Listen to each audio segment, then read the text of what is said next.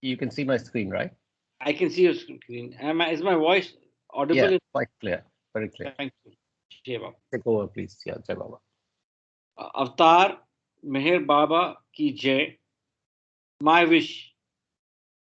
The lover has to keep the wish of the beloved. My wish for my lovers is as follows. Do not shirk your responsibilities. Attend faithfully to your worldly duties, but always at the back of your mind,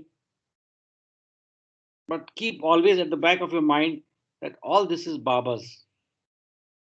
When you feel happy, think, Baba wants me to be happy. When you suffer, think, Baba wants me to suffer. Be resigned to every situation and think honestly and sincerely. Baba has placed me in this situation. With the understanding that Baba is in everyone, try to help and serve others. I say with my divine authority to each and all that whosoever takes my name at the time of breathing his last comes to me. So do not forget to remember me in your last moments. Unless you start remembering me from now on, it will be difficult to remember me when your end approaches. You should start practicing from now on.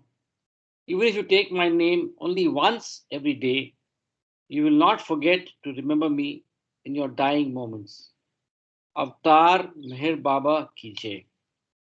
Avatar Meher Baba ki Jai. Thank you, Ravi ji. Thank you, Ashok ji. So we'll start reading from here. And Ashok ji, can you see the screen clear? Yes, Do I need to make it bigger? um, if you can, but it is legible, can be seen. No, that makes it I think difficult. that's good. Yeah, whatever you're usually used to, you can ask for that, Ashok, and we'll adjust it so that it looks similar in all the videos. That's why. Okay, okay. Uh, And the side toolbars can be hidden, Sunil. Right side. tool, it's the menu bar or the tool pane? What's it called? I think it's the toolbar. I don't know. Tool pane. Yeah. Yeah, Okay, a bit yeah. smaller. Yeah. This is the standard. Yes. Now it All looks right. and and I think we're getting some the home tools and discourses that also can be hidden. I think it can be hidden. I don't know whether the Uh, top the upper part or the lower part? the lower part home tools and uh, Or the home, this one, right? View, tools, show, hide, menu bar. yeah. Fine. This is good I to go. I think. guess this is good, right? Karthik, is that Okay. good to go? Karthik, Yes, please, yeah, please all go right. ahead. Okay. Jay Baba. Thank you, Sunil. Jai Baba. So let me start reading from Responsiveness of the Souls. The quick and unfailing responsiveness of souls is expressed in the law that hate begets hate, lust begets lust, and love begets love. This law operates not only during a single lifetime but across several lives. An individual feels impelled to hate or fear an enemy from past lives, although the present life may not have provided him with any apparent reason for this altitude. In the same way, without any apparent reason from past life, he is impelled to love and help a friend from past lives. In most cases, the person may not be aware of the reason for his unaccountable attitude, but that does not mean there is no reason for it. Many things that seem inexplicable on the surface become intelligible when considered in the light of karmic links brought forward from past lives. The law of karma is law exhibiting itself through continuously changing mutual adjustments, which must go on when there are individual souls who seek self-expression in a common world. It is an outcome of the responsiveness of ego minds, the rhythm in which two souls start their relationship tends to perpetuate itself unless the souls, through their fresh intelligent karma, change the rhythm and raise it to a higher quality. As a Suresh, rule, I just wanted to make an observation. I sure. think Baba has mentioned that unless it is required, he doesn't want us to be associated with or know about our past lives because it can create uh, little unwanted or unnecessary complications. Yes.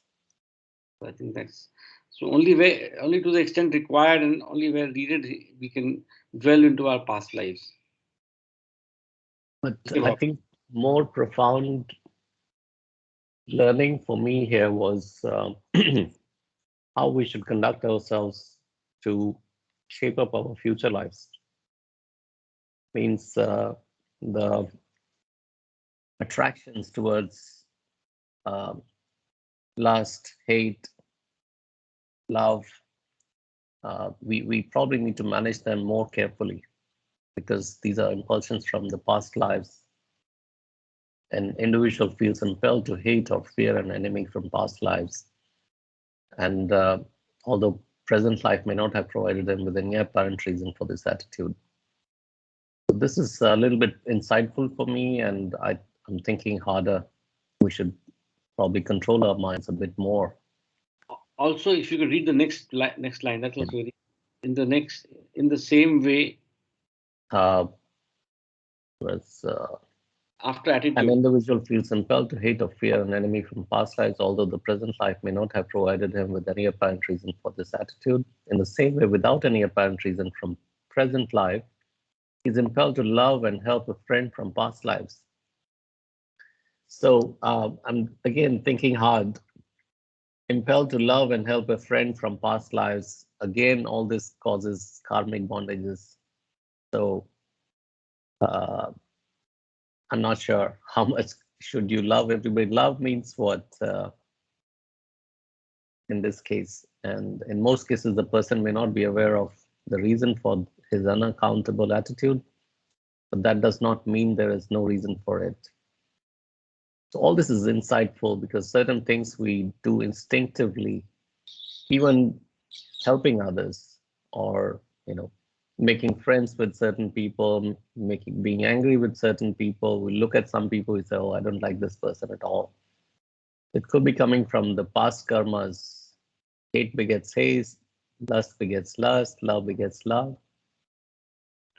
So we must think of our reactions a little bit more intelligently. That's my insight. It could be different. Ashokji, any comments? Yeah, definitely. What you say is correct. We have to be very cognizant of how we think, thought, word, and deed. But I have had this feeling where, especially in and around Mehrabad, that we meet strangers and suddenly, there is some connect. Yeah, certainly.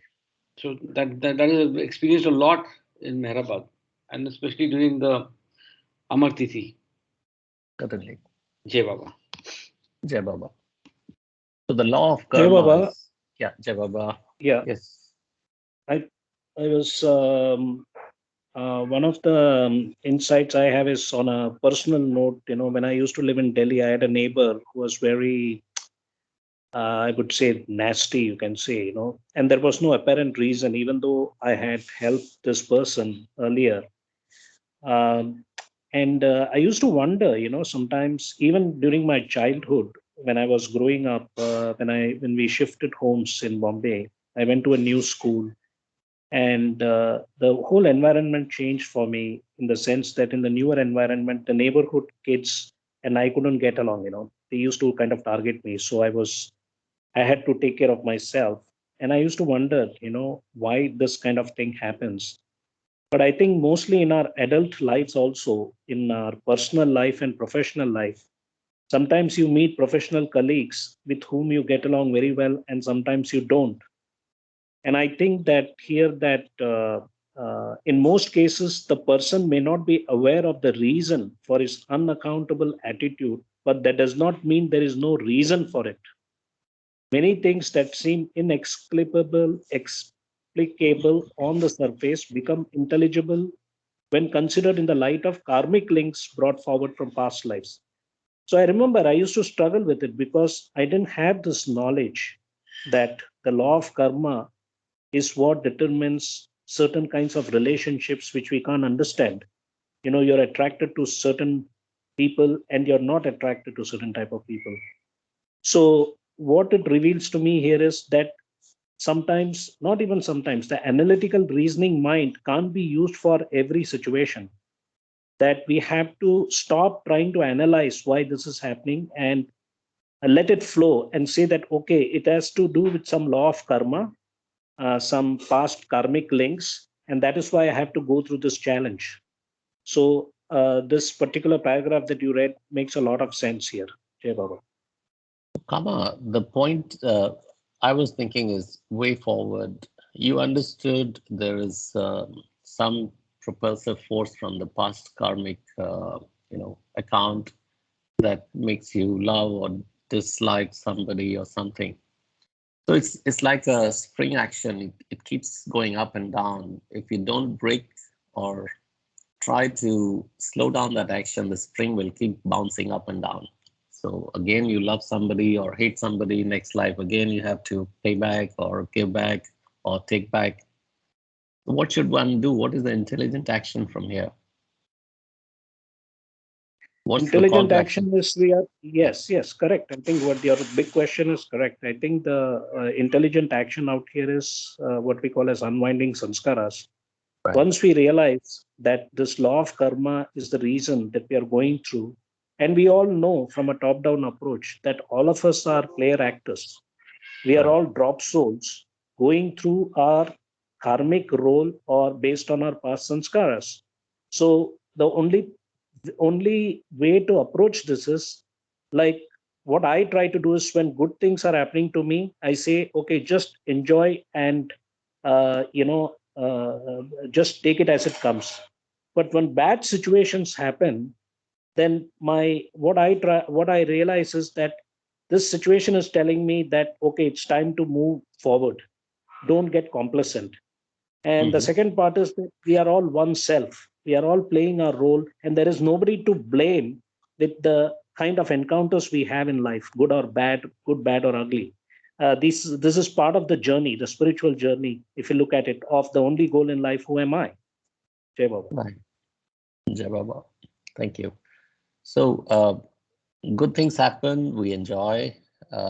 Is it uh, I'm just wondering, is that good enough?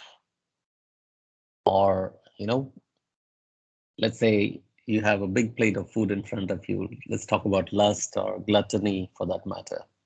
It's put in front of you, keep eating, or you should control yourself.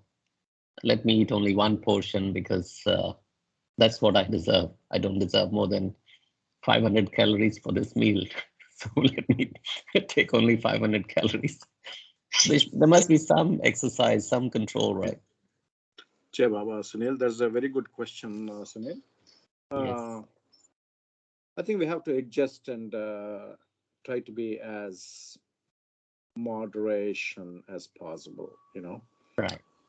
This reminds me of a story that happened uh, when Mandali and Baba were there in 50s. Woman Vendali thought, "Hey, we are sleeping in, Baba is going through such a hard seclusion and going through such pains, and we shouldn't be sleeping in our beds." So what they started doing is they started, all the woman Mandali started sleeping on the floor without any beds, and they brought, they call it wooden, there is Cots. a what do you call that wooden thing they put it in the olden times on the Charpai. floor, huh? Charpai. No, In North, they I call it only know charpai. Telugu word pita. Just they used to sit on the pita and on the ground, very low lying, some like a 1 inch height Mhm. wooden thing, a small stool with a very very small stool like thing. They used to put that on their head and they used to lie down. And then Baba once saw that, and then Baba yelled at them. Baba said, "Don't do all those things. When you have a provision of sleeping on the beds, Sleep on the beds. Then if you don't have a situation, then don't cry for the beds. You have to adjust according to the situation. That's what Baba suggested. So we have to go, we cannot escape our sanskaras. And if you love the food and if you are provided the food, if you don't think about what you do is you just eat, right? But detachment is something that we have to practice. And yeah, that's what my response to your question. My take on this is, if you on this analogy, you should know about yourself. If you overeat and if you are going to suffer because of gastric or some other issues, then you know for sure you shouldn't be indulging so much. But then if you have some deficiencies, like you need more of protein, you know what kind of a food to take it from there. So it is up to you and your own experience and your own understanding of what is needed at that particular time, and for the future, you need to indulge in. Jai Baba. Thank you. Good Yeah. answer. Sunilji, I just wanted to add with the element of discrimination when it comes to anything, be it any of the sanskaras, be it lust or gluttony. We have the choice to be discriminate or to moderate or to limit ourselves, and that is within us. Right. Yeah. Jai Baba. That's precisely what I wanted to hear. So we need to exercise discrimination whenever we like or dislike something because of the past karmas for whatever reason. Let me continue reading if everybody allows. The law of karma is law exhibiting itself through continuously changing mutual adjustments, which must go on when there are individual souls who seek self-expression in a common world. It is an outcome of the responsiveness of ego minds. The rhythm in which two souls start their relationship tends to perpetuate itself unless the souls, through fresh intelligent karma, change the rhythm and raise it to a higher quality. So there is again this word about through fresh intelligent karma. So what is intelligent karma? I'm trying to think. As a rule, accumulated karma has a certain inertia of its own. It does not change the nature of its momentum unless there is a special reason for it. Before karma is created, the individual has a sort of freedom to choose what it shall be. Important line again, I think. Before karma is created, the individual has a sort of freedom to choose what it shall be. But after it has been delineated, it becomes a factor that cannot be ignored, and that either has to be expended through the results it invites or counteracted by fresh and appropriate karma. The pleasure and pain experienced in life on earth, the successes or failures that attend it, the attainments and obstacles with which it is strewn, the friends and foes who appear in it, all are determined by the karma of past lives. Karmic determination is popularly designated as fate. Fate, however, is not some foreign and oppressive principle. Fate is a man's own creation, pursuing him from past lives, and just it has been shaped by past karma. It can also be modified, remolded, and even undone through karma in present life. This is very important, sentence. This is exactly what we were discussing. What's the call to action for us? So we have a freedom to choose and fate. I don't know if that word "and" is correct. Freedom to choose our fate, or something like that. Any comments? Any further expression? If not, I go forward. Yes, Sunil, just wanted to remind me of this chapter on sanskaras, where there is winding and unwinding, and there is also an element of debit and credit. So your good sanskaras gets negated by the evil or the bad ones, and similarly, the bad ones can be again negated by good. and ultimately to reach a zero-sum game. Right. Jai Baba. Jai Baba. Yeah, Baba, I think the definition for fate or destiny is given quite succinctly here. Right. Karmic determination is popularly designated as fate. Fate, however, is not some foreign or oppressive principle. Fate is man's own creation pursuing him from past lives. And just as fate has been shaped by past karma, fate can also be modified, remodeled, remolded, and even undone through karma in the present life.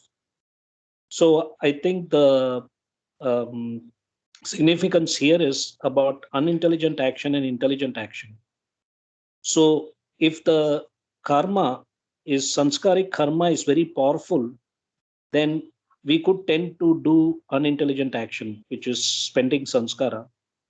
But if we have the power of choice here, that is the beauty of being a human being, is that either you get dominated by your fate or destiny, or you use your free will or power of choice to control or be self-aware and do intelligent action, which is what it means. It's saying modified, remolded, and even undone through karma, which is intelligent action in the present life.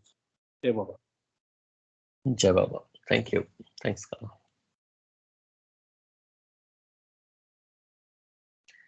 Just as the nature of karma in earthly life is determined by impressions stored in the ego mind, the impressions in turn are determined by the nature of karma in earthly life.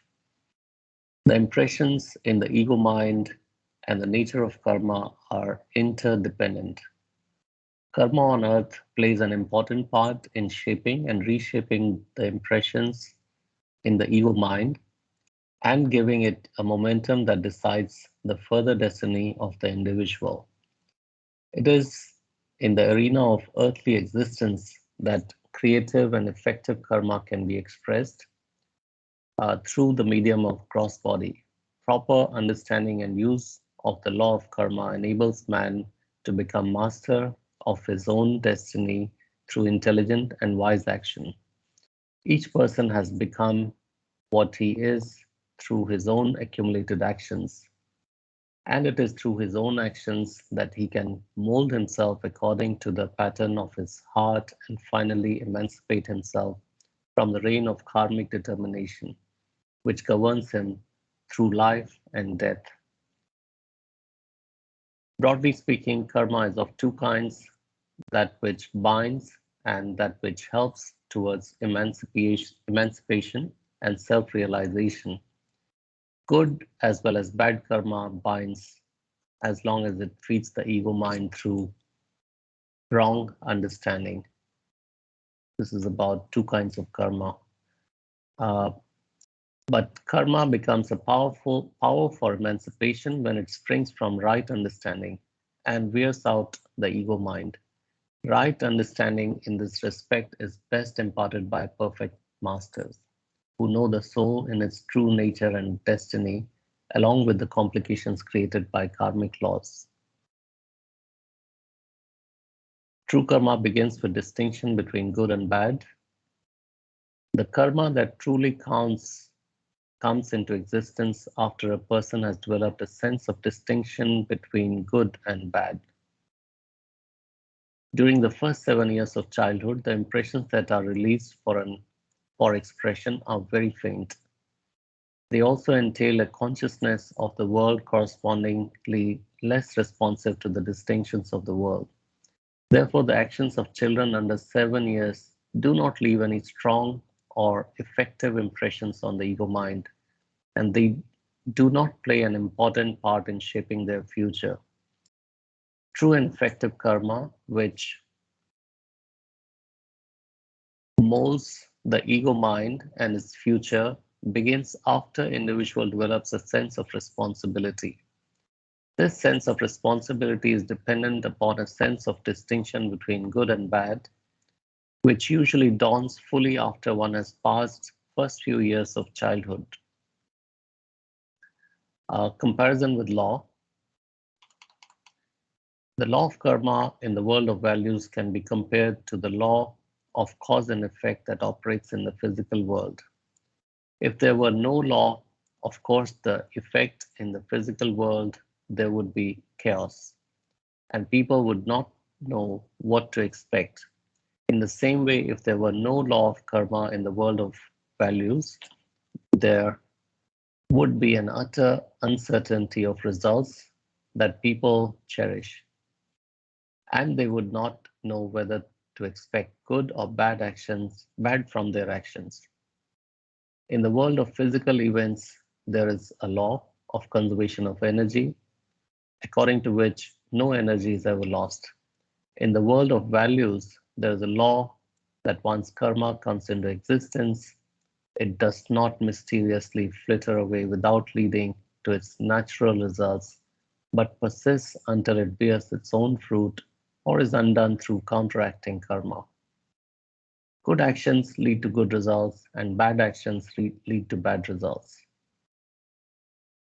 Law of karma maintains moral order of the universe. The moral of the universe is sustained through the systematic connections between the cause and effect in the world of values. If the law of karma was subject to any relaxation, reversals, or exceptions, and if it were not strictly applicable in the domain of values, there would be no moral order in the universe. Human existence would be precarious from the standpoint of attainment of values. In a universe without moral order, human endeavor would be perpetually fraught with doubt and uncertainty. There cannot be any serious pursuit of values if there is no assured connection between means and ends. And if the law of karma can be set aside, the inflexibility of the law of karma is a condition for significant human action, which would be utterly impossible if the law of karma could be safely ignored or flouted. It's very profound. I see silence. Anybody wants to comment anything or add anything? Yeah, the last line is really profound. So whatever we do, our actions will have consequences, good and bad, seems like. So even, and we talked about it once before that, there was this lady who had blisters on the body, and Baba cured her, and she came after 10 days to see Baba, and Baba had blisters on his hands. She asked Baba, why did you get it? So Baba told her, if I had to cure you, some will obviously come to me. So even gods or perfect masters, they can probably erase your karma, but I think they have to endure. So that's the law of karma. There's no escape from it. Somebody has to bear it. Jay Baba, another note. If you remember beams, we know those four laws. The topmost law, or the law which determines everything, is the law of divine grace. Right. And next to that was the law of karma. And next to that were the supernatural laws. And the lowest was the laws of matter, which is what the external physical world is all about, which runs on Newton's classical mechanics for the macro world and quantum mechanics for the subatomic world. And what is clearly said out here, that because we have a body, material body, which is gross, subtle, and mental, and we have this consciousness, basically we have the super consciousness, which is covered with sanskaras, and that is what is creating this false-sized self or ego. So how does the law of karma and the law of cause and effect interrelate? So we know law of cause and effect from Newton's third law, action begets reaction in the physical world. So that is in the outer aspect of matter or material world. But the world of values that Baba talks about, in the same way, if there were no law of karma in the world of values, then the law of karma is to do with our spiritual journey, And as you rightly said, that Baba has also said that he can't change the divine theme. He has to also follow the laws. That is why he doesn't change anybody's karma. He says, I can't change your destiny, but I can give you inner strength. So every drop soul is under the gun in terms of following the laws. And that is why I think this interrelationship between law of karma in the world of values, because that is what tells us what is intelligent action and unintelligent action. Animals don't know, they are programmed. So that is the difference between the animal kingdom and the human kingdom, is that we have this intelligence of discrimination, karmic discrimination, and understanding how the law of karma works. Jai Baba. Jai Baba. Thank you, Kamal. Kama, what is the third law you were mentioning? Is given in the beams? In the beams, basically, the first was the bottom was the laws of matter, Yeah. the material laws of. Then above that is the supernatural laws, which has to do with occult, subtle world, and then the third higher was law of karma, Law of karma. and Divine the grace. highest is law of divine grace. And the law of divine grace, it is it was difficult for me to reading that particular chapter, whether law of divine grace is a separate law, or it also says that the law of divine grace determines all the other three laws. Jai Baba. So where does the law of what is this action reaction, that is cause and effect, where does it stand? The cause and effect is also universal law, right? Yes, Cause and effect. absolutely. See, the cause and effect is to do with definitely the material world. We know that in the physical world, with all the classical mechanics, Newton's laws, which affects not only individuals but the phenomenal world of existence. But the law of karma is specifically related to human beings. That is how I interpret it. And just was thinking, cause and effect in this life may be the lowest one, and if it's across lives, it could be karmic. I don't know. No, the law of cause and effect is universal. It's connected with the world of duality. The world of I duality. think karmic theory is also connected with the cause and effect. I think karma. Right. Karma. You do an action and give a result, right? The opposite action has to be. Yeah. It is indirectly connected with that. So if you hate somebody, and obviously the person will hate you with some degree in return in this life, so is it cause and effect, or it's karma?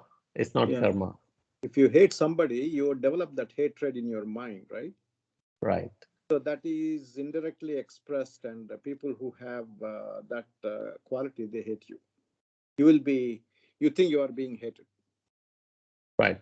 Let's say you hit somebody. Let's take a more extreme example. You hit somebody on the road, and the guy is going to hit you back, right? So this is not karma. This is cause and effect.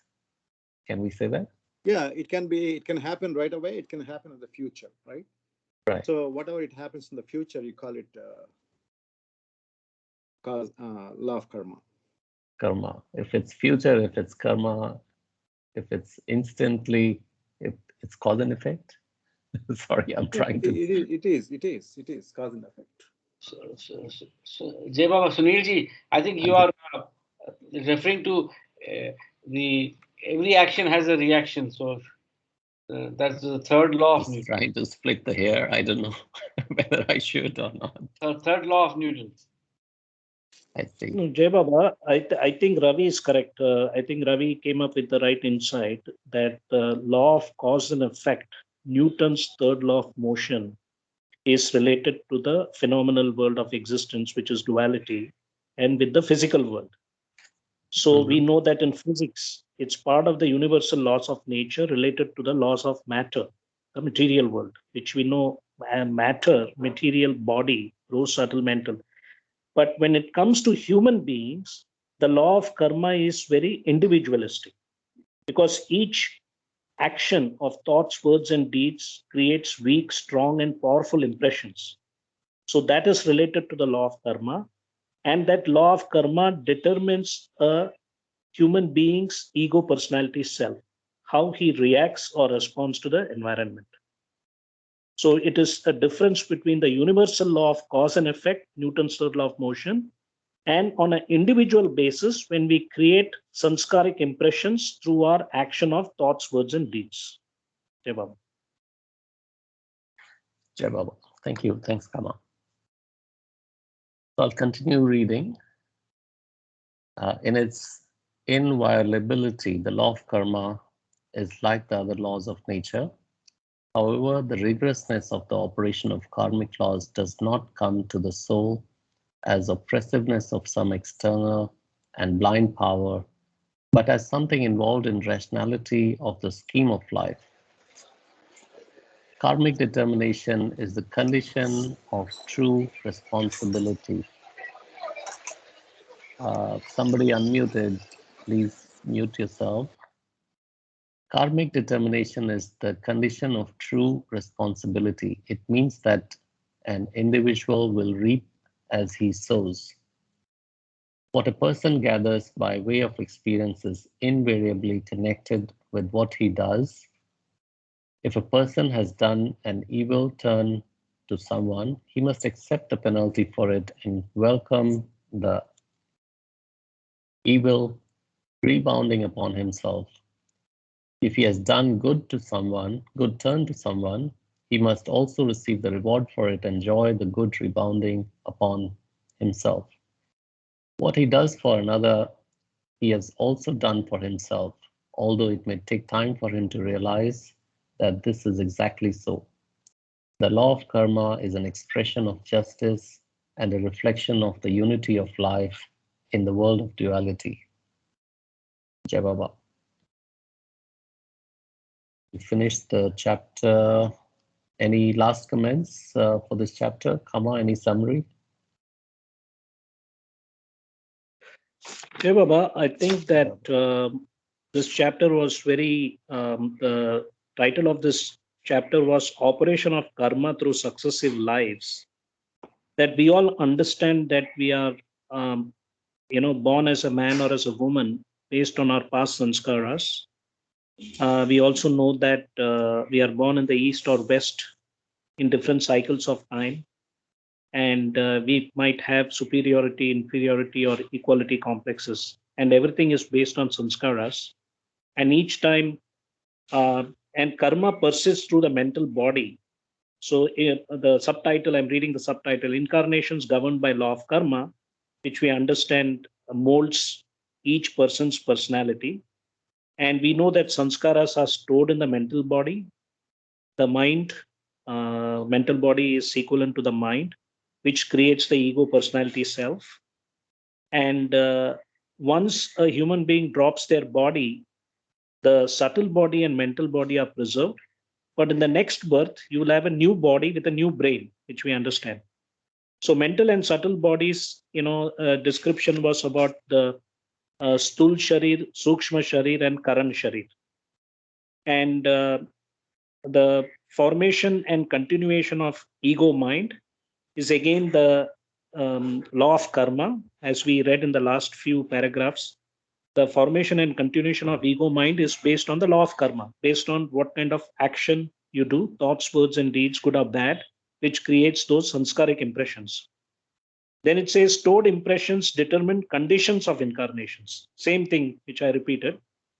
Then it talks about the game of duality. So this is one of my favorite words, an acronym for God. Only people who know English know what the word God is. So of course now, oh my God, everybody knows that. So game of duality to get over duality, God.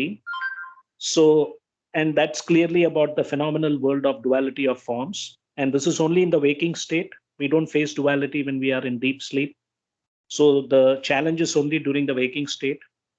and claims and counterclaims created by give and take. So this also we understood that based on today's reading that individuals we meet in our lives, personal life, professional life, it has to do with past life connections. Karma of interference. Again, this is a beautiful example where it says that if you are in any of the planes of involution and think that I can guide people, stay away from it. In the sense that you have to help that aspirant if they are, you can guide them, but don't consider yourself as a guru or teacher, because then you become obliged. So again, that karma of interference paragraph is very important for all aspirants and also advanced spiritual aspirants in any of the planes, that unless you reach nirvana or nirvikalpa samadhi, don't even try to be a guru or a spiritual guide. You can be, you can definitely share one's thoughts and, subtitled Responsiveness of Souls. Again, based on law of karma, why are we attracted to certain individual souls, and why, without having any kind of analytical reasoning mind, we have no reason to say why we are attracted to certain people or why we dislike certain people. This is again based on past life relationships. And then the freedom to choose and fate. So we know the definition of fate or destiny, which is called karmic determination. And fate is basically based on past life karma.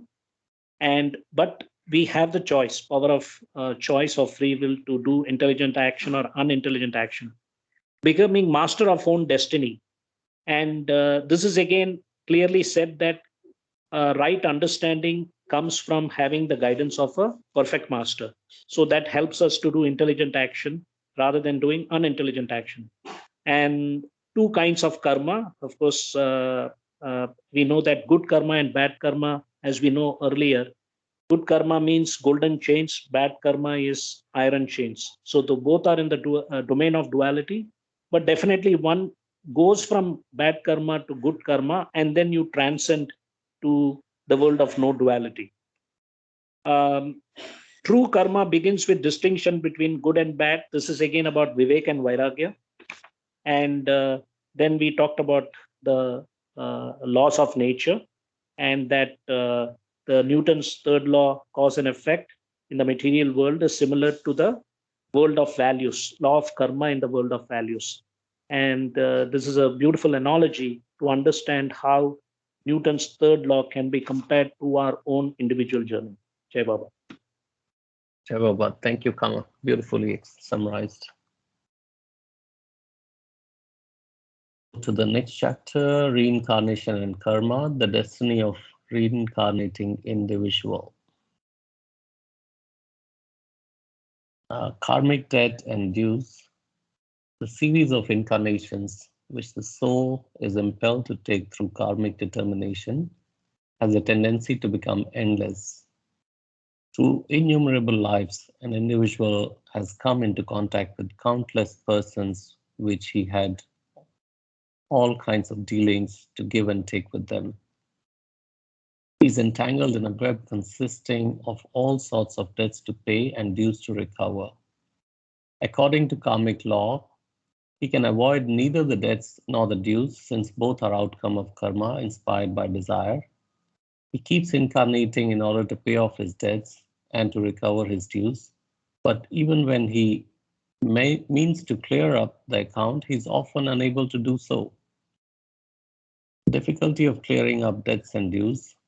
All persons with whom an individual has karmic links of debts or dues may not be incarnate when he has taken a body, or owing to limitations imposed by his own capacities and circumstances, he may be unable to meet all the complex requirements of his situation.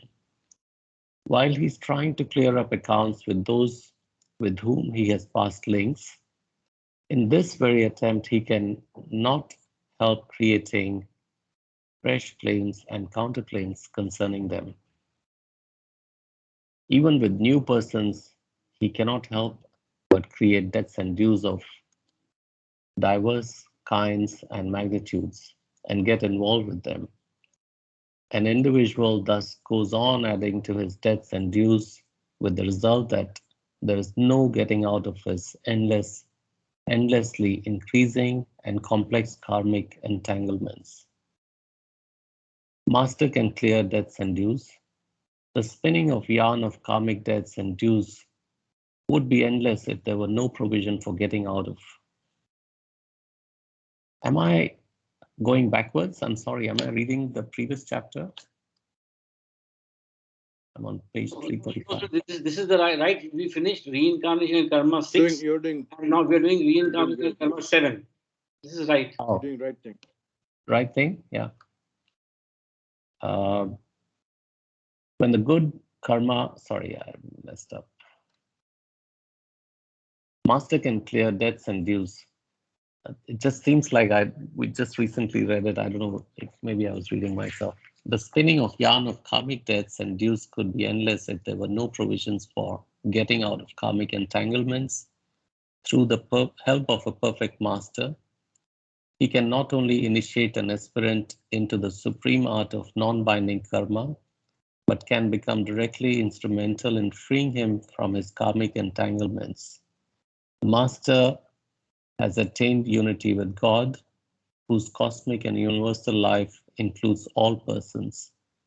Being one with all life, and in his representative capacity, he can become, for the sake of the aspirant, the medium for clearing up all debts and dues that have come into existence through the aspirant's dealings with countless individuals contacted in his incarnations.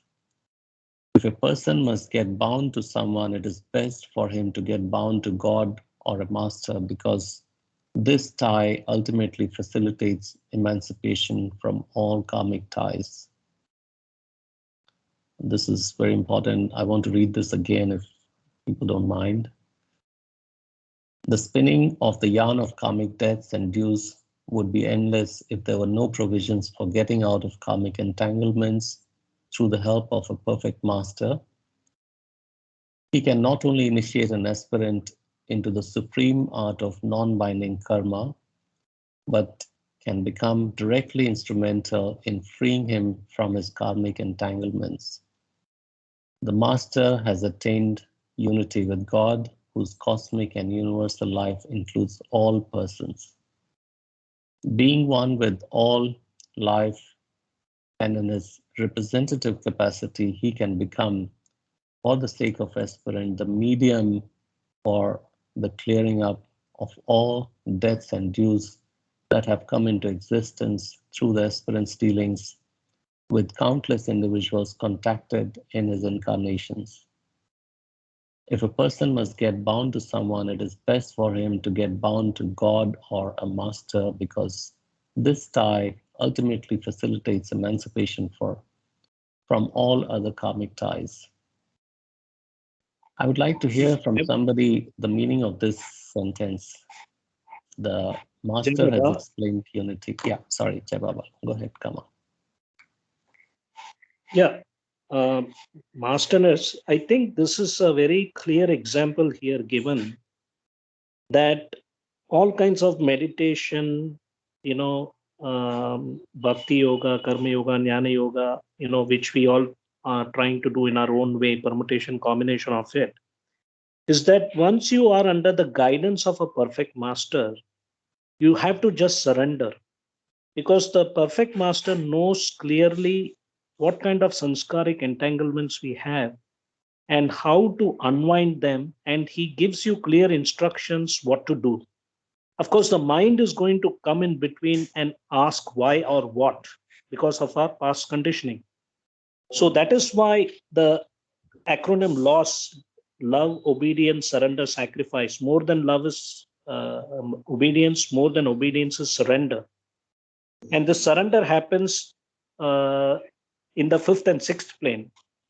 And the other aspect is that the last line is kind of funny, which says, if a person must get bound to someone, it is best for him to get bound to God or a master, because this tie ultimately facilitates emancipation from all other karmic ties.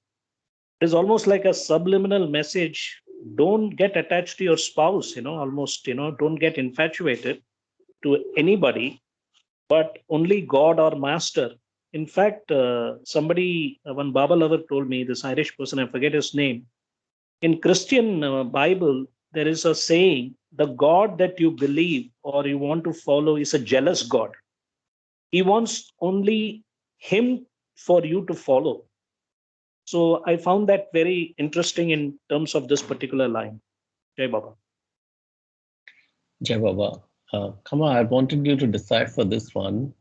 Being one with all life and in his representative capacity, he can become, for the sake of the aspirant, the medium or the clearing up of all debts and dues that have come into existence through the aspirant's dealings with the countless individuals contacted in his incarnations. Yeah, I think this is exactly what I mentioned earlier, that we know the quality of a perfect master, which is what he's got a universal mind. So that is what it means being one with all life and in his representative capacity, because he's a Sadguru. He's working actively with the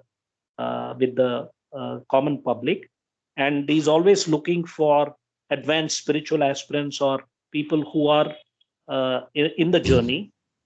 So he says he can become, for the sake of the aspirant, the medium for the clearing up, which means, in one way of interpreting, that you completely surrender to the perfect master who will then guide you.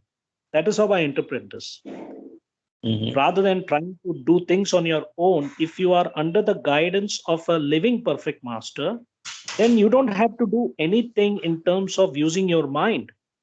I think that is the most beautiful, way of approaching the spiritual journey. I think this is what happened to the Mandali. The Mandali had probably no mind after being with Baba for 35 years. And I have to tell you, I've just been reading this book called Love Alone Prevails by Kitty Devi. Now, Kitty Devi was an American who met Baba around 1931-32, and she was one of the few white women Western disciple, I should say, woman disciple, who lived in Meherazad and Mehrabad till the center opened. She was asked to help Elizabeth Patterson and Norina when the Myrtle Beach Center got started.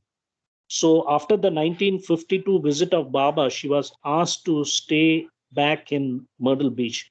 But till that time, she was with Baba. And one of the things she mentioned, this is a book I would definitely recommend everybody to read, not only for women, but also the men. It tells you about um, how disciple, when living with the Supreme Sadguru, which is the avatar, what kind of challenges they go through. But Baba basically trained them so well. I mean, I can keep going on, but I will tell you, Baba was so systematic in the way he trained his disciples, both Eastern and Western. And what we see after 30 to 40 years of living with Baba, all of the people who met the Mandali, they felt that oneness. They could see how Baba affected their personalities. And that is the advantage of being under the umbrella of a living perfect master. And of course, the avatar is a different story, but it's a good example. Jai Baba. Jai Baba, come on, I'm just thinking, yes, Mandali probably didn't have to use their mind. They were blessed. They were in Baba's physical company and constant supervision. Perhaps we are also, but maybe we are a different level of a soul. They were maybe more special than us, or in their journeys more advanced than us. Actually, they were trained to use their intellect a lot. Baba do not want their Mandali to be dumb and do things, Baba challenged them, everyone, and they had to use their full mind power to execute the Baba's orders. And Baba's orders were not easy. They were always tough, They were always controversial and very extremely difficult to. So they have to use exercise their mind. But Sunil, what I understand is the master. He is the master is a god, right? Master is a god personality. He attained the god, and he has that. He can feel being with every person. He can Right. become a person because he has got the infinite knowledge, infinite power, and everything. He also has infinite knowledge. This is about clearing the karmic sanskaras. Right. And how do we? It's not like om beam boom. The karma, the sanskaras are not cleared. It has to be a process needs to be used to clear the sanskaras for any Right. person. So he has that knowledge how to be involved in a medium such that the person can spend the sanskaras, clear the sanskaras. Right. That's what it is being said here. Being one with all life and his representative capacity, he can become, for the sake of the aspirant, the medium for clearing up all the debts and dues or sanskaras, whatever you may call it. I'm just thinking aloud. Uh, Maybe in whatever we do, we have to use our mind and discrimination, do more good than bad, like we discussed earlier. And whatever we do, we ascribe it to the God. Baba, this is for you. Baba, I'm doing it in your presence. Baba, you are ordering me to do this. And I think that's what is in the last sentence. If a person must get bound to someone, it's best for him to get bound to God and Master, because he's the one who facilitates emancipation from karmic ties. So once you do that, everything forward it to him, ascribe it to him. Maybe he has his own way of releasing us from the debts. Yeah. That's the best thing to do, because why does Baba come in the human form and go through all the suffering? It's all because of the ignorance. People do the actions with ignorance. To Right. clear all these ignorant activities, he has to come and suffer and take upon all the responsibility. If we do everything according to the book, then he doesn't have to worry about us, work for us. It's easy for him to let us walk through the path. Anyway, good discussion. Thank you. One analogy that came to my mind is in the West, people go to psychiatrists. Yeah. In the West, whenever you have some kind of issue, you go to a psychiatrist and try to talk it out and see if you get some solutions. So, in a way, from an analogical point of view, when we are going through spiritual challenges, having a guru or a perfect master to guide you, that is what, to me, the medium comes into place. You have a mentor. For me, Baba is like a spiritual and material mentor who's guiding me. We use the knowledge that he has given us and try to implement that in our day-to-day life. So that is one way of looking at this word called the medium. Jai Baba. Jai Baba. Let's go forward. Relationship with the master carried on through lifetimes. When the good karma of past lives has secured for the aspirant the benefit of having a master. So we have a good karma of past lives that we have master in Baba. The best thing that he can do is to surrender himself to the master and to serve him. Okay, so surrender is the way, Kama, you said it right.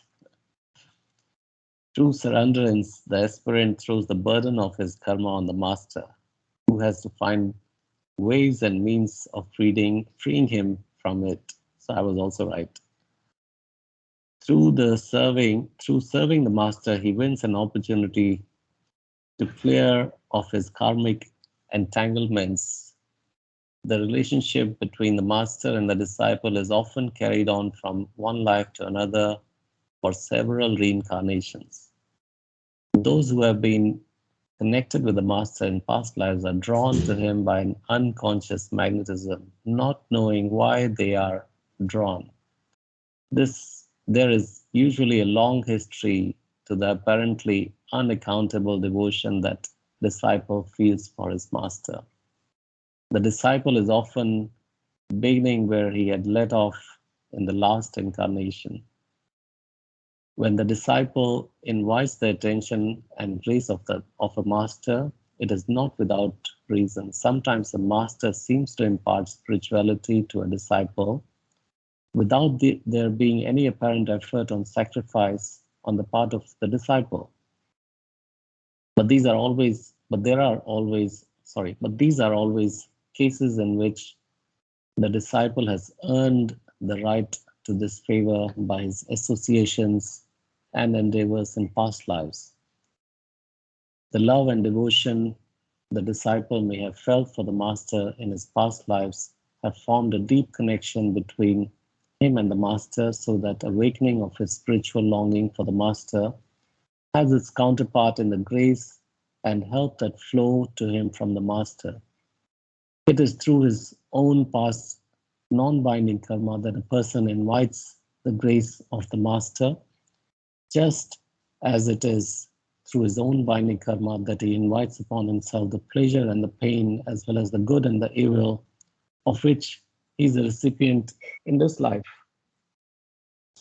To support what you just read, I just went to the chapter called The Circle, which supplements what is the first paragraph in the circle reads like this. The subtitle is Entering Circle of Perfect Master.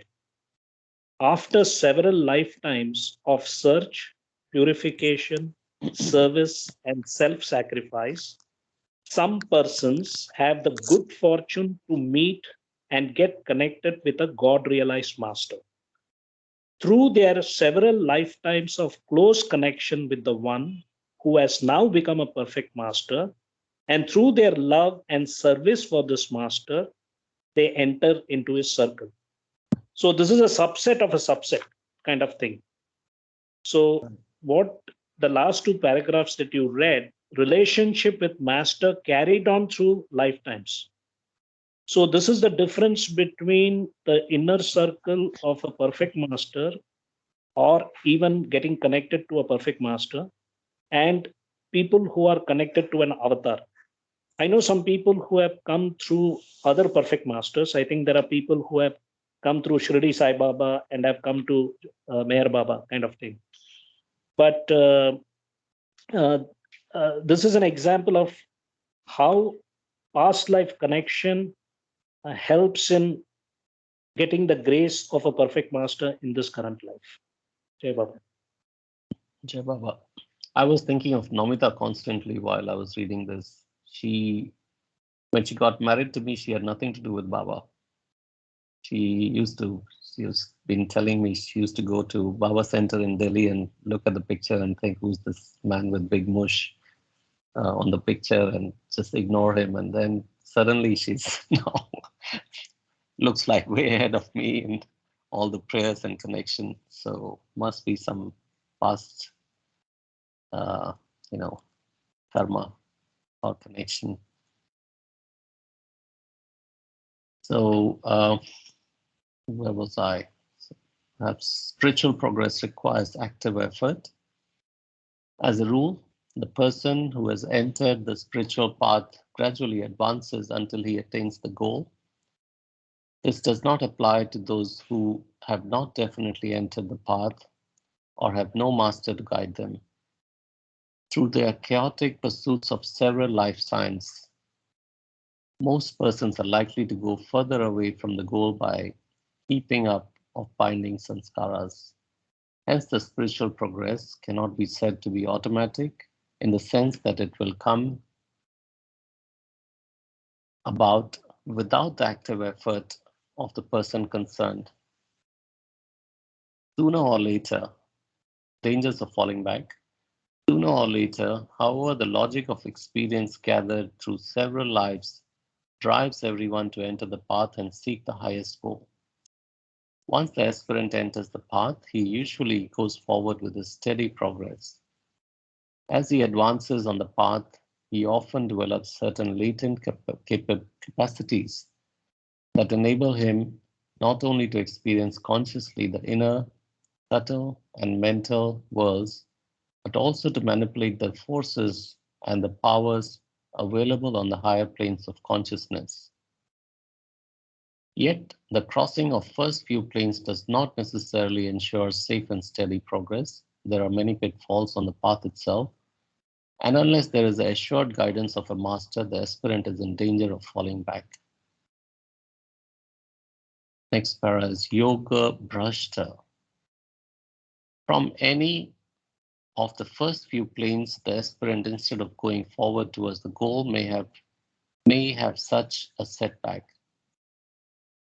From any of the first few planes, the aspirant, instead of going forward towards the goal, may have such a setback. In exceptional cases, an aspirant of the fourth plane may, through the abuse of his powers, invite upon himself such a fall that it takes ages for him to return to his earlier point of progress. The aspirant who has such a fall is known as Yoga Bhrashtu. Even the yogis are subject to the unyielding law of karma, which knows no exception, concessions, or preferences. It is only when the aspirant has the advantage of the guidance by a perfect master that the spiritual journey is rendered safe and steady, and it is only then that there is no possibility of fall or retrogression. The master steers the aspirant from negative karma in which he might otherwise become involved. Treading the spiritual path continues for several incarnations before the aspirant attains the goal. Centuries of continued sacrifices, service, self-purification, suffering, and determined search have to roll on if the aspirant is to be spiritually prepared for the final realization of God. God realization, which is the goal of the reincarnating individual, is never an attainment of a single life. It is always a culmination of his continued endeavor through many lives. Unintelligent karma of many lives has created the bindings of the individual soul, and it has to be undone by the persistent creation of intelligent and non-binding karma carried on for many more lives. Power behind incarnations is craving. The power that keeps individual soul bound to the wheel of life and death is its thirst for separate existence, which is the condition for a host of cravings connected with objects and experience of the world of duality.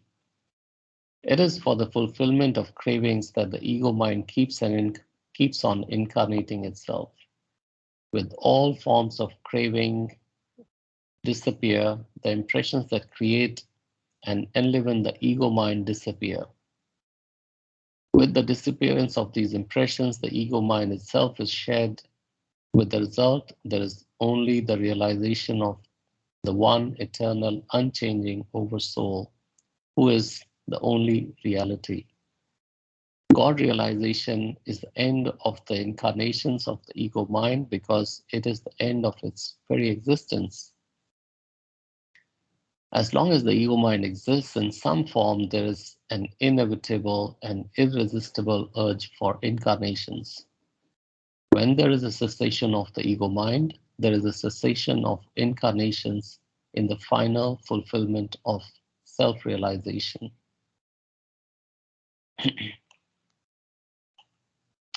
Culmination of reincarnations. The life of the reincarnating individual has many events and phases. The wheel of life makes its ceaseless rebounds, lifting the individual to the heights or bringing him down from high positions. It thus contributes to the enrichment of his experience. Ideals left unattained in one life are pursued further in next life. Things left undone are finished. Rough edges left by the incomplete endeavor are rounded off. Wrongs are eventually set right. The account of give and take between the persons renewed. Adjustments by the repayment of karmic debts and recovery of karmic dues. At last, out of the ripeness of the experience and through the dissolution of ego mind, the soul enters into soul unity of divine life. In this divine life, there is neither the binding of giving nor the binding of taking, because the soul has completely transcended the consciousness of separateness or duality. I was just thinking, there's no divine help in this paragraph. So, whether you surrender or you don't surrender, the soul will go through this journey. Whether you have a master or you don't have a master, or this is conditional to having a master guiding you. No, absolutely. No, I think whether you have a master or not, each individual is consciously or unconsciously going through intelligent action or unintelligent action. Right. Spending sanskaras or unwinding sanskaras, as soon as you're born and after 7 years old, your impressions take over. Right. And then it is based on your past karma, whether you're going to be a good boy or a naughty boy, So the idea is that if you are under the umbrella of a perfect master, for example, there are people who are born in the Baba family.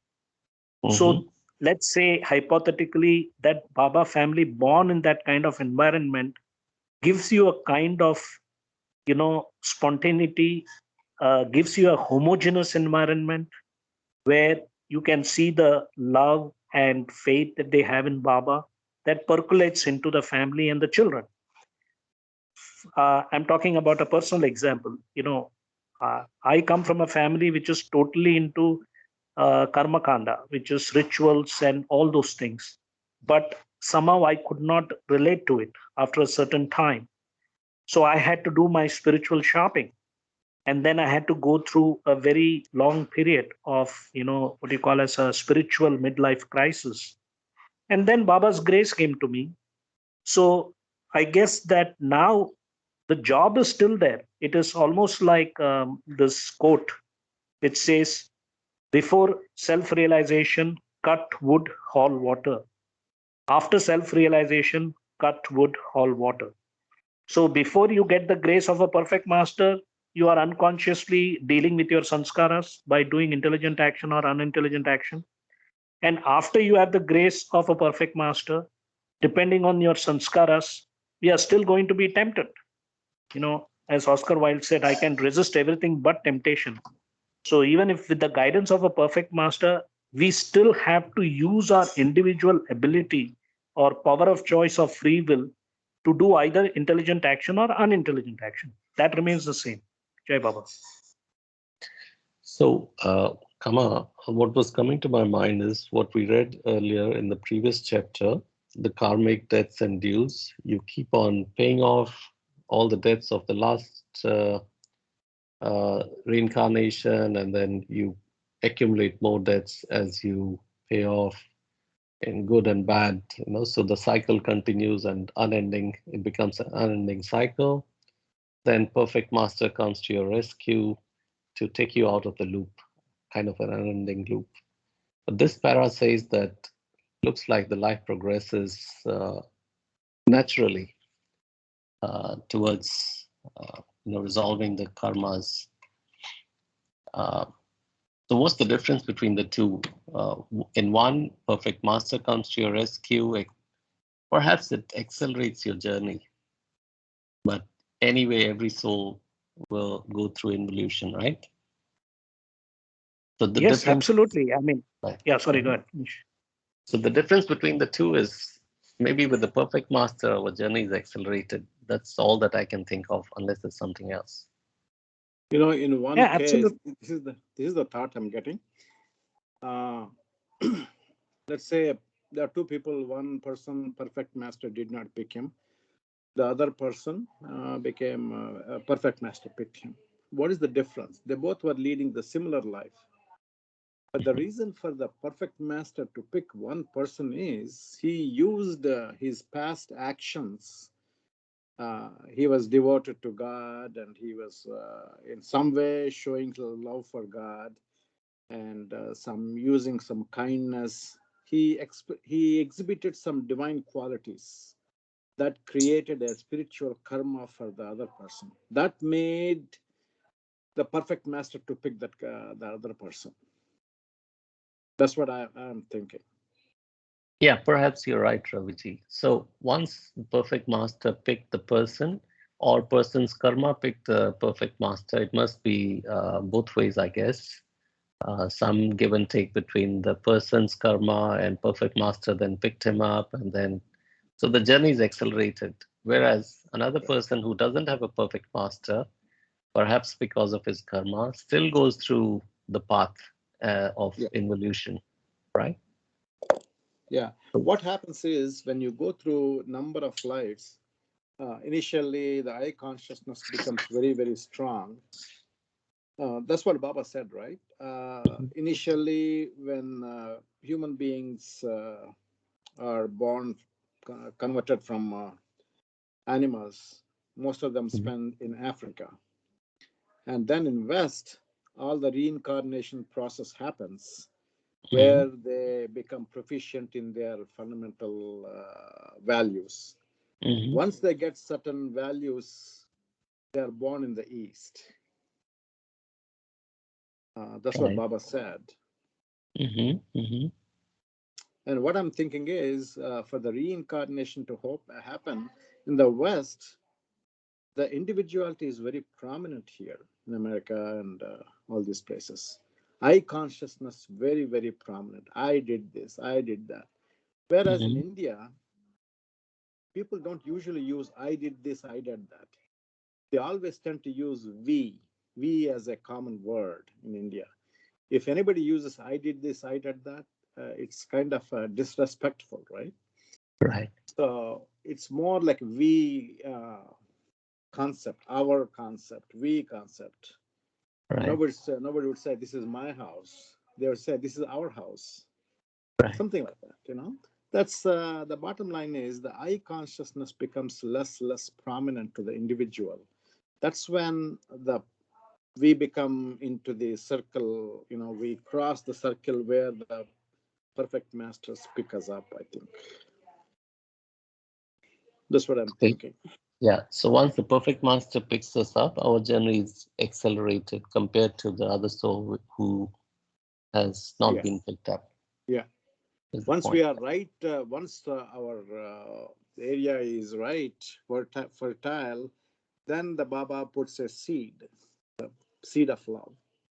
And then seed germinates, grows into plant, and then tree. That's how we work on our developing love for the God.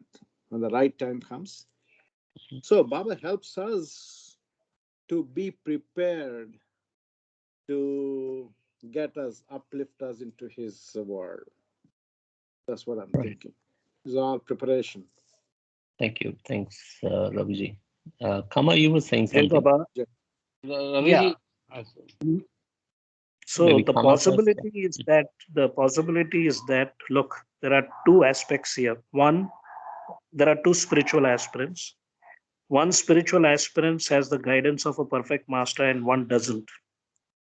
Now, the one who has the guidance of a perfect master, there are two possibilities. Either he follows the perfect master or not.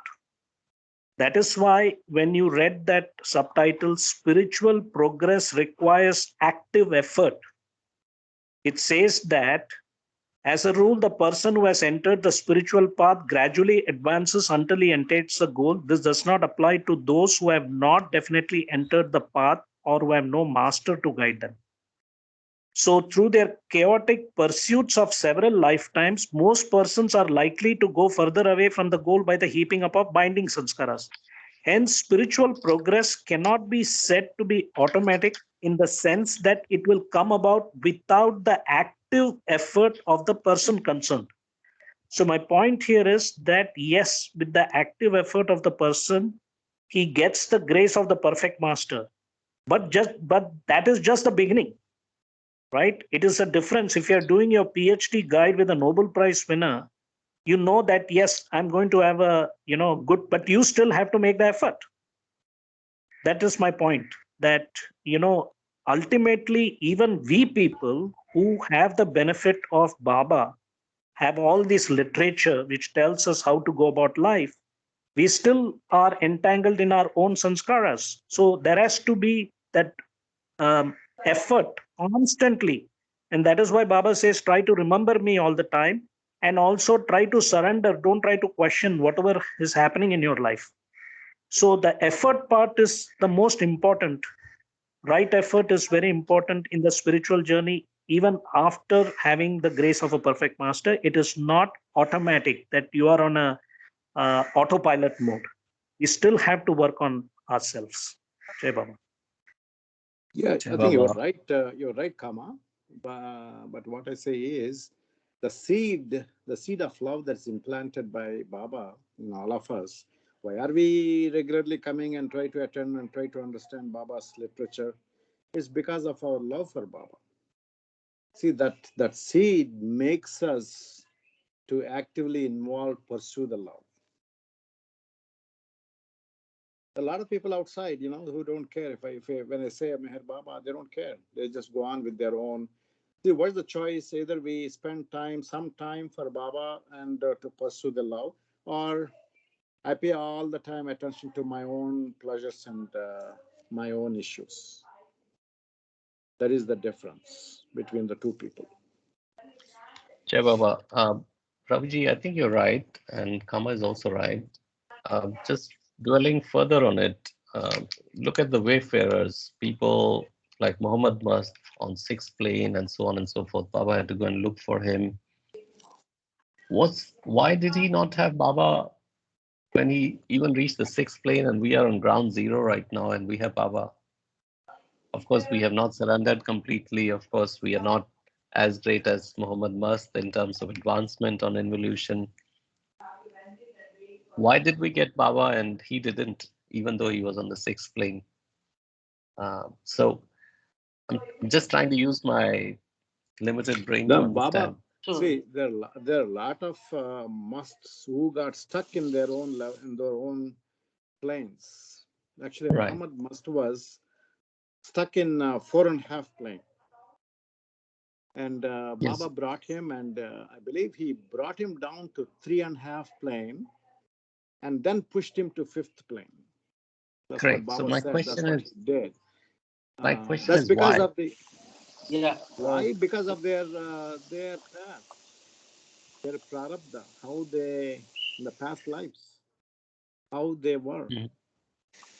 what the spiritual I activities think they were involved in the past. Yeah, Sunilji, Jay Baba, if I may add, it is basically everybody's balance of sanskaric karmic load is different. So it all depends on each individual's own karmic load, or what Kama has put it brilliantly, is that different strokes for different folks. So we may be on, zeroth plane or just turning into involution and still more blessed to have Baba than somebody on the fourth or sixth plane, uh, having everything but yet not having Baba.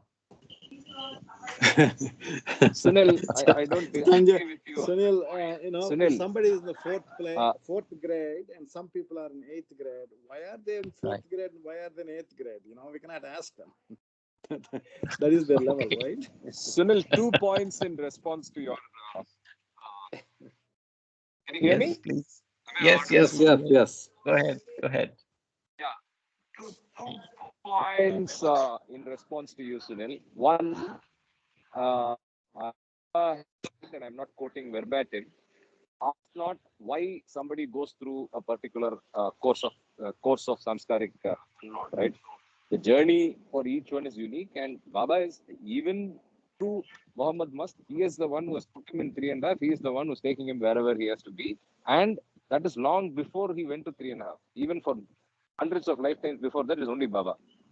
Second point is, I don't think so. In that sense, all of us by Baba. And this is the more deeper point.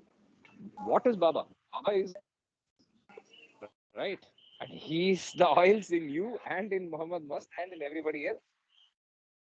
So I do either a superiority complex or an inferiority, and just try to align and keep looking for right intuition, perform. You're cutting off, Karthik. You're cutting off. I could kind of understand what Then maybe the Karthik is data is saying. bad. I'll shut up.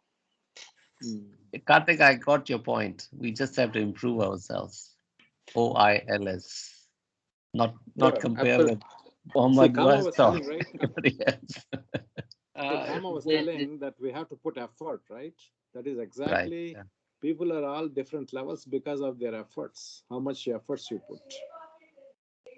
So, Ravi, just to add to what you said, Raviji, and what others have said, I think the key takeaway is IEIP, intense effort and infinite patience. Jai Baba.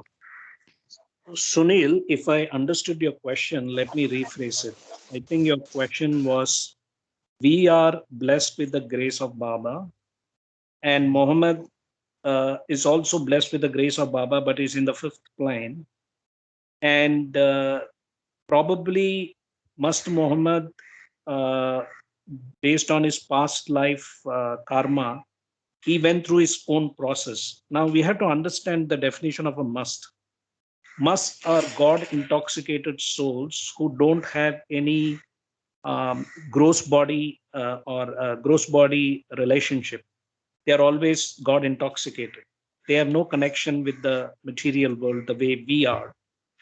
And Baba's, one of the things I have understood Baba's work, inner work, when he worked with Mus, is not only helping them to transcend from one plane to the other, but also use their energy for his inner work. On the other hand, Baba has also mentioned that the reincarnation is false illusion and in the material world, and spiritual involution going through the planes is real illusion. False illusion plus real illusion is equal to zero. The question here is, I think this was asked before by Mamaji, do we need to go through the planes of involution consciously, or do we need to go straight to nirvana, without having to go through all these experiences? And Baba has said that preferably going unveiled is better for most drop souls, that you don't need to go through these planes of involution because they are distractions. It is not the real goal. It is one of the stepping stones. Of course, it helps in the spiritual involution, but is it mandatory? No. So I think that we are all very blessed because we don't need to have any kind of siddhis or powers. What we need is that complete surrenderance to Baba's will and wish, following the postulates, the seven realities, my wish, how to love God with the right effort, and go veiled. And that's it. Keep it simple. But if we start getting distracted, then one can become a yoga brush too, which is what you read. So Right. the choice is up to us. Do I want to go and experience all the planes of involution? I think Baba is giving you that free will or power of choice to do that. So many people, the yogis who pull cars and all those kind of things during Kumbh Mela, I mean, they are probably don't have the guidance of a perfect master. They are doing it in their own way because they are more tempted by the powers that you get, the supernatural powers, when you are in different planes of involution, which we know from God speaks. So for us, anyway, we have a very complicated digital life, in the 20. So Baba is making our life simple. Just surrender to whatever is happening. Jai Baba. Jai Baba. I love the answer. Come on. Yeah. Satisfies me. Thank you. We are at 11:29 my time. Shall we take a pause here or any other further comments, and then we can defer the reading to How much tomorrow? more? How much more you have? How much No, more you finish have? it. Finish it. Only two paragraphs. Yeah. All right. Okay. Analogy of drama. The drama of continued life of the individual soul has many acts. From the standpoint of the worldly existence of the soul, a curtain may be said to be drawn over its life after the closing of each act, but no act yields its real significance if it is regarded as complete in itself. It has to be viewed from a wider context as being a link between the acts already performed and the act still to come. It, its meaning is entwined in the theme of the whole drama of which it is a part. The end of the act is not the end of the progressive theme. The actor disappears from the stage of the earth only to reappear again in the new capacities and new contexts. The actors are so engrossed in their respective roles that they treat them as be all and end all of all existence.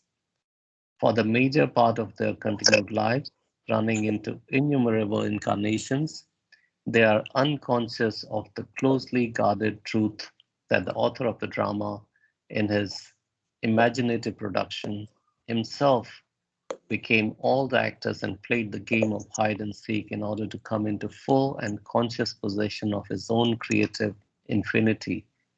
Infinity has to go through the illusion of finitude to know itself as infinity, and the author has to play the parts of all the actors to know himself as the author of this greatest detective story, worked out through the cycles of creation. Jai Baba. Yeah, Baba. Very interesting chapter today. Jai Baba, yes. Jai Baba. And So, well read. thank you. Thank you so much. Jai So, Baba. shall we, Jai Baba, any, yeah, please, any